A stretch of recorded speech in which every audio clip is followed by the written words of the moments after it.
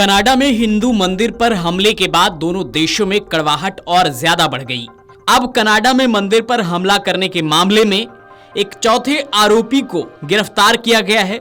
आरोपी की पहचान ब्रैम्पटन के 35 साल के इंदरजीत गोसाल के रूप में हुई है। वह मंदिर पर हमले का मास्टरमाइंड बताया गया है और खालिस्तानी आतंकी गुरपतवंत सिंह पन्नू का करीबी है। ग्रेटर टोरंटो में हिंदू मंदिर पर हमले का प्लान इंदरजीत ने ही तैयार किया था।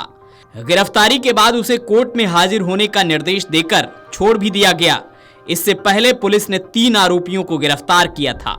इंदरजीत गोसाल सिख फॉर जस्टिस के प्रमुख गुरपतवंत सिंह पन्नू का दाहिना हाथ है। हरदीप सिंह निज्जर की हत्या के बाद वही रेफरेंडम से जुड़े काम को देख रहा है। पुलिस ने बताया कि गोसाल को 8 नवंबर को गिरफ्तार किया गया है। उसे जमानत पर छोड़ दिया गया है और कहा गया है कि तय तारीख पर कोर्ट में हाजिर होना है। बता दें कि 4 नवंबर को खालिस्तानियों ने कनाडा में कई मंदिरों को निशाना बनाया था। इसके बाद प्रधानमंत्री नरेंद्र मोदी ने भी इन हमलों की निंदा करते हुए कनाडा को कड़ा संदेश दिया था।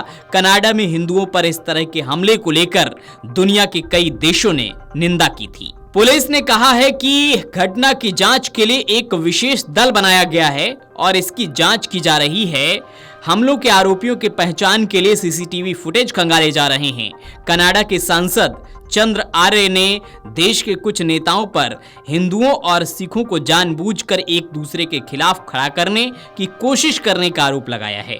उन्होंने जोर देकर कहा कि कनाडाई मूल के हिंदू और सिख एक तरफ हैं और खालिस्तानी दूसरी तरफ।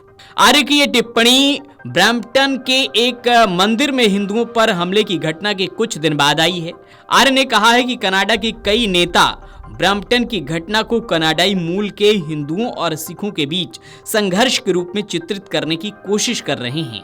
उन्होंने कहा कि कुछ नेताओं के जानबूझकर किए गए कृत्यों और खालिस्तानियों के प्रभाव की वजह से कनाडा के लोग अब खालिस्तानियों और सिखों को एक जैसा समझने लगे हैं।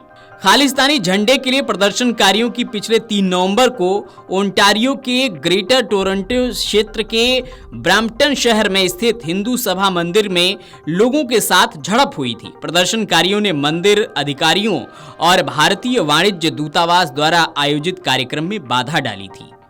ओंटारियो के नेपियन क्षेत्र से सांसद आर्य ने शुक्रवार को एक्स पर एक पोस्ट में कहा कि कुछ नेता जानबूझकर इस हमले के लिए खालिस्तानियों को जिम्मेदार ठहराने और उनका जिक्र करने से बच रहे हैं। वे अन्य तत्वों पर दोष मढ़ रहे हैं। वे इसे हिंदुओं और सिखों के बीच एक मुद्दे के रूप में पेश करके कनाडा के लोगों को गुमराह कर रहे हैं। आर्य ने कहा था कि खालिस्तानी चरमपंथियों द्वारा मंदिर पर किए गए हमले को लेकर नेता हिंदुओं और सिखों को इस तरह से चित्रित कर रहे हैं कि वे एक दूसरे के खिलाफ हैं, जबकि ये सच्ची तस्वीर नहीं है।